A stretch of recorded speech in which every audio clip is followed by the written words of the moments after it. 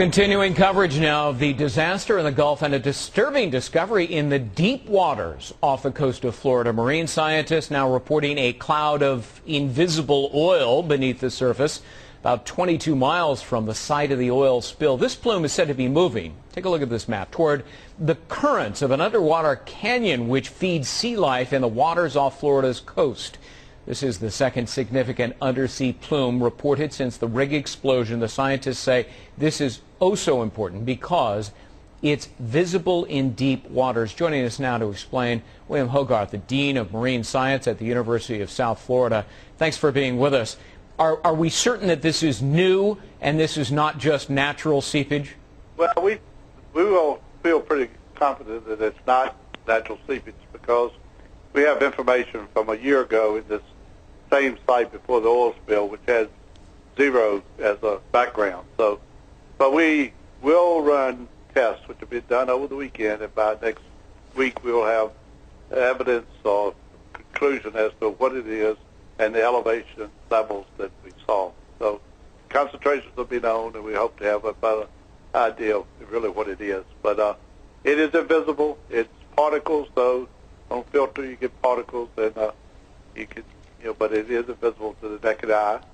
And that, what you've been seeing on TV and all of us have been watching is satellite imagery of the surface. And there was concern by the federal government and others that what was happening below the surface. And we were asked to go ahead and look at this. And we searched quite a bit, and most Florida's waters remain very clean. This is one area is up in DeSoto Canyon, but it's way up the coast, Alabama and Florida coast.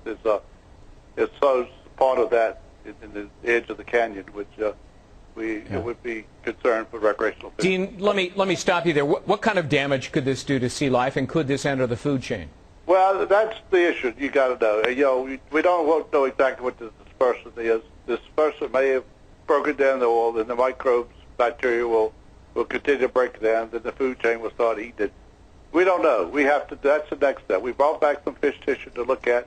We will work with the government to go back and take biological samples to look at in the same area. So this is all the beginning. It's a follow-up to what the Pelican had seen earlier, with they said a plume, but this was invisible. It's hydrocarbons. We're not sure of that. Well, let me ask you about the dispersants, because those are soap-like chemicals, and let me perhaps draw an oversimplified comparison. You don't want to put soap in the fish tank. No, that's true.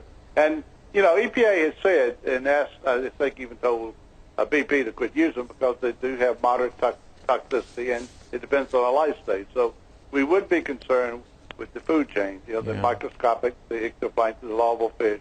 So that's the issue that really has to be addressed, and does it build up into the system? So, all right. William Hogarth, Dean of the Marine Science at the University of South Florida, thank you so much.